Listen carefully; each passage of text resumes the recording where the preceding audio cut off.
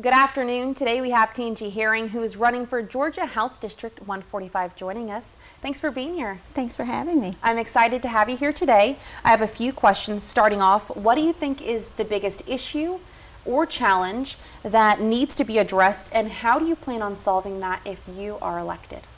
Well, I think public safety is the number one thing right now. We need to make sure that we're supporting our law enforcement by looking at raising their pay, providing technology that's state of the art, and then also making sure that we give them the resources that they need to be successful. We also might need to look at having a mental health professional that partners with our law enforcement so that when they come across a situation that deals with mental health, that they have someone there that can support them.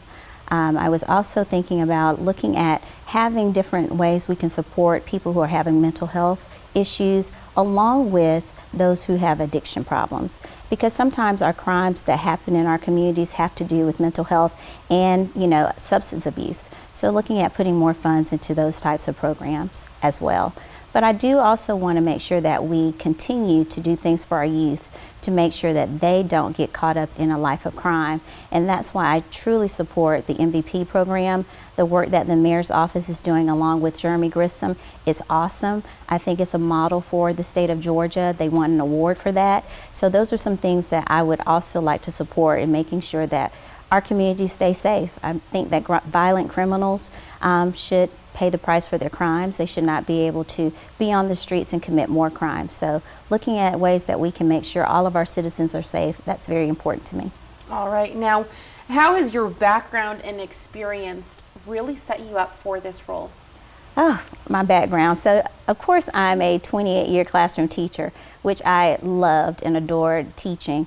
But I also did a lot with women's health and also neighborhood revitalization. So there's a plethora of things that encompass who Tangie Herring is. But in education, I taught for 28 years, and I know that here in the state of Georgia, we have $13.3 billion going towards public education. We need to make sure we keep those funds in public education, supporting our teachers and making sure that we look at the pay scale for our teachers so that we can get new teachers coming into the profession, and also keeping the teachers that we do have, looking at smaller class sizes, looking at instruction, making sure that we have the funding so that our school systems can provide the instruction that our students need and be able to differentiate for those students. And then also making sure that our schools are safe. Those are some things that are very important to me. And I am so honored to be able to say that I have some of the support of some of the most stellar educators and leaders in our community that support education, such as our former superintendent, Dr. Curtis Jones, Dr. Thelma Dillard. I also have Daryl Morton, and also Dr. Lisa Boyd. So I'm privileged to have their support, and I look forward to making sure that teachers, students, and parents have a say in their child's education. All right, lastly, typically Democrats have been in the minority for several elections. We've seen it for the position. How do you think you would be effective as the minority?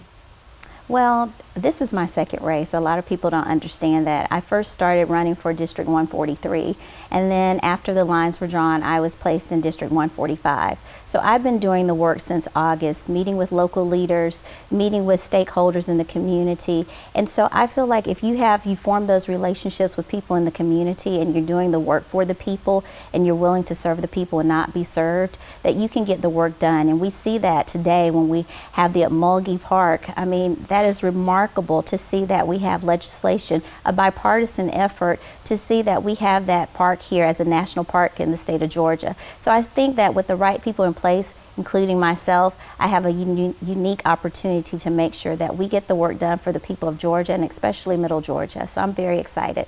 All right, well, thank you, Tangie. Now, for the full interview, you can head on over to 41nbc.com and see the other candidates as well. Thank you for joining us. Thank you for having me. All right, we'll have more local news and weather after the break. Stay with us.